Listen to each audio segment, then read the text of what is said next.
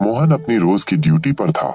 एक रात उसे सामान लेकर घने जंगल के रास्ते से गुजरना था। वो रास्ता वीरान और खौफनाक था।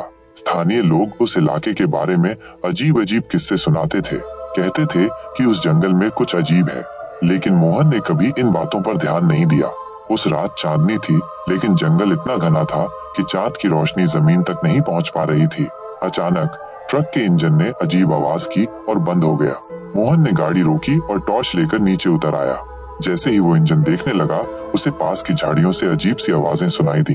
पहले तो उसने ध्यान नहीं दिया, लेकिन धीरे धीरे वो आवाजें और करीब आने लगी। आवाजें ऐसी थीं जैसे कोई दहाड़ रहा हो, भेड़िए की दहाड़।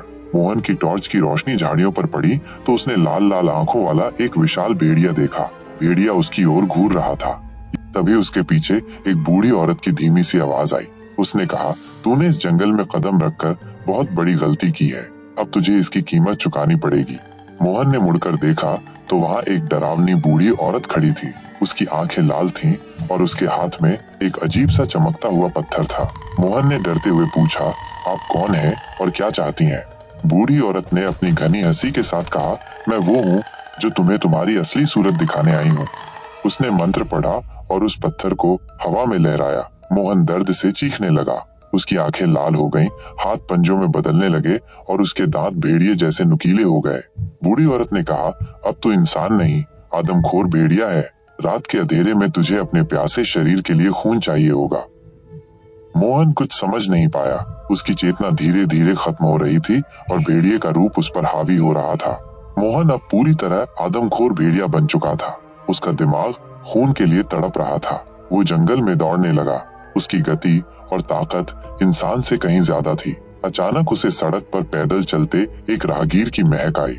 मोहन ने बिना सोचे समझे उस राहगीर पर हमला कर दिया। उसकी दहाड़ें पूरे जंगल में गूंज रही थी। राहगीर बचने की कोशिश कर रहा था, लेकिन मोहन का पंजा उसके ऊपर भारी पड़ा। उस रात मोहन ने अपना पहला शिकार किया। खून से लथपथ उसके पंजे और चेहरे पर गिरी चांदनी ने उसकी असलियत जाहिर कर दी। यहाँ मोहन जंगल के रास्ते से बाहर निकलने की कोशिश करने लगा, लेकिन वह जितना आगे बढ़ता उतना ही जंगल और घना और अंधकारमय हो जाता। हर ओर अजीब सी फुसफुसाहटें सुनाई दे रही थीं, जैसे कोई उसका मजाक उड़ा रहा हो। तभी उसे वही बूढ़ी औरत फिर दिखाई दी।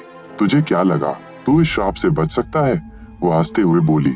मोहन गुस्से से चिल्लाया, तूने ये मेरे साथ क्यों किया? मैं क्या चाहता हूँ तुझे समझ नहीं आया।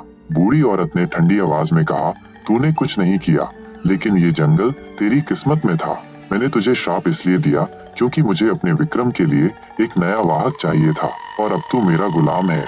मोहन ने हिम्मत करके पूछा, विक्रम कौन है और मैं तेरा गुलाम क्यों बनूं? बूढ़ी औरत ने जवाब दिया, विक्रम इस जंगल का स्वामी है। वो सैकड़ों सालों से सो रहा है, लेकिन तेरा खून उसे जगाने के लिए जरूरी है। तू हर रात आदमखोर भेड़िया बनेगा और जितना खून बहाएगा वो विक्रम को ताकत देगा। जब तक तू 100 इंसानों का खून नहीं बहाएगा, तब तक ये श्राप तुझसे नहीं हटेगा। यह सुनकर मोहन के पैरों तले जमीन खिसक गई। उसे अब अपनी जिंदगी और आत्मा दोनों खतरे में लग रहे थे।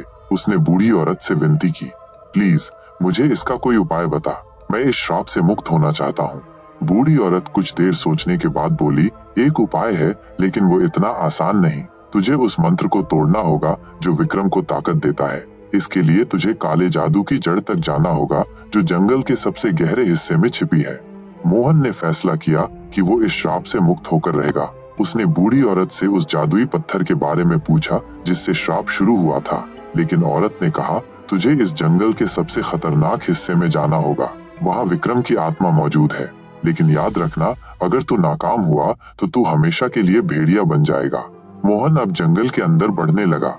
रास्ते में उसे कई डरावनी चीजें दिखी, झाड़ियों से झांकती लाल आंखें, अजीब आवाजें और कभी कभी अपने ही शिकार किए गए इंसानों की चीखें। वो समझ गया कि ये जंगल सिर्फ पेड़ों का समूह नहीं है, बल्कि एक जिंदा रूह है।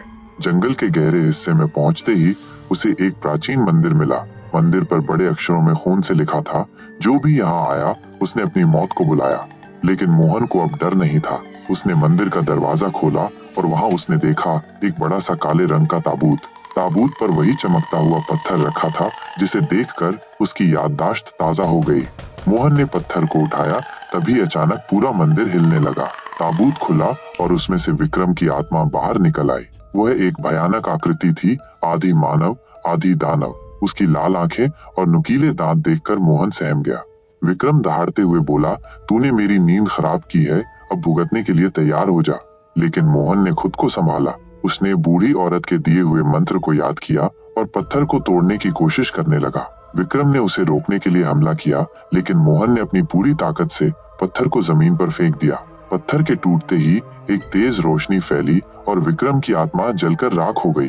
रोशनी खत्म होते ही सब कुछ शांत हो गया। मोहन ने महसूस किया कि उसका शरीर अब हल्का और सामान्य हो गया है। वो इंसान बन चुका था। बूढ़ी औरत की आवाज उसे कहीं दूर से सुनाई दी, तूने विक्रम को हराकर अपनी आत्मा को बचा लिया, लेकिन याद रखना, ये जंगल हमेशा तुझे पुकारेगा।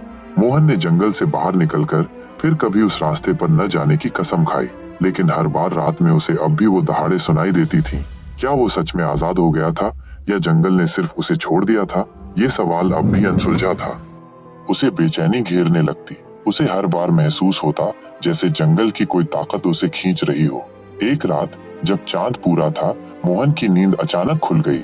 उसके कानों में वही पुरानी भेड़िए की दहाड़ गूंज रही थी। पसीने से तरबतर मोहन उठकर पानी पीने गया। तभी उसने खिड़की से बाहर देखा।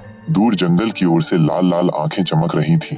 उसे लगा शायद ये उसका भ्रम है, लेकिन अगले दिन गांव वालों ने खबर दी कि जंगल के पास किसी राहगीर का खून से सना शव मिला है। ये सुनते ही मोहन का दिल दहशत से भर गया।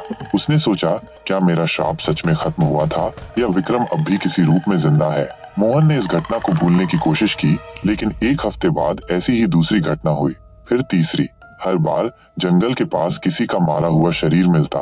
गांव में डर का माहौल बन गया। लोग आपस में फुसफुसाते, क्या वो आदमखोर भेड़िया फिर से लौट आया है? एक रात मोहन की दुकान में एक अजनबी दाखिल हुआ। वह लंबा, दुबला और रहस्यमय दिखता था। उसकी आंखें गहरी और आवाज भारी थी। उसने मोहन से कहा, तुम जंगल से जुड़े हो, है ना? मोहन चौंका। उसने पूछा, तुम कौन हो और तुम ये सब क्यों पूछ रहे हो?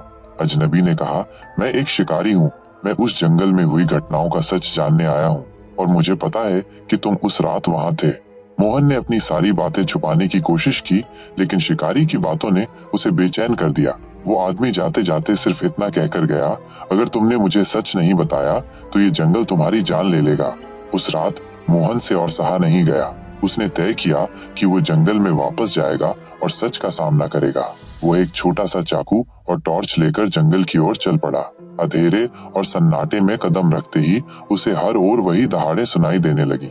ऐसा लग रहा था कि पूरा जंगल उसकी तरफ बढ़ रहा है। जंगल के भीतर पहुंचते ही उसे वही पुराना मंदिर दिखा, लेकिन इस बार मंदिर टूटा फूटा और सुनसान नहीं था। उसके अंदर से हल्की हल्की रोशनी आ रही थी। डरते हुए मोहन ने मंदिर के अंदर कदम रखा।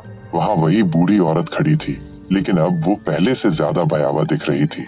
उसकी आंखें पूरी तरह काली थीं और उसके हाथों में फिर वही पत्थर था। तू यहाँ क्यों आया है? उसने गुस्से से पूछा। मोहन ने साहस जुटाकर कहा, तूने कहा था कि मैंने श्राप तोड़ दिया, लेकिन ये सब क्या हो रहा है? ये आदमखोर भेड़िया वापस कैसे आ गया?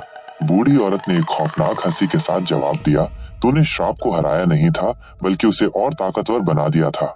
विक्रम की आत्मा अब तेरे भीतर है। ये जंगल तुझसे कभी पीछा नहीं छोड़ेगा। मोहन को अब समझ आया कि विक्रम की आत्मा उसे धीरे धीरे फिर से अपने वश में कर रही थी। हर हत्या, हर चीख उसे भेड़िया बनने के करीब ले जा रही थी। बूढ़ी औरत ने कहा, अब सिर्फ एक तरीका बचा है, या तो तू इस जंगल में अपनी जान देकर विक्रम की आत्मा को शांत कर दे, या फिर तू खुद विक्रम बन जाएगा। मोहन इस सच्चाई से टूट गया। उसे अपनी जान से ज्यादा डर इस बात का था कि वो फिर से एक दरिंदा बन जाएगा। मोहन ने सोचा कि अगर उसे अपनी जान देकर विक्रम को खत्म करना पड़े तो वो पीछे नहीं हटेगा। उसने बूढ़ी औरत से पूछा, मुझे क्या करना होगा? बूढ़ी औरत ने जवाब दिया, तुझे उस पत्थर को अपने खून से धोना होगा, लेकिन याद रखना, ऐसा करते ही तुझे अपनी जिंदगी कुर्बान करनी होगी। मोहन ने बिना सोचे पत्थर को उठाया और अपने हाथ को काट दिया। जैसे ही उसका खून पत्थर पर गिरा, एक जोरदार विस्फोट हुआ। पूरा जंगल थर्रा गया। विक्रम की भयानक दहाड़ें गूंजने लगीं और मोहन जमीन पर गिर पड़ा।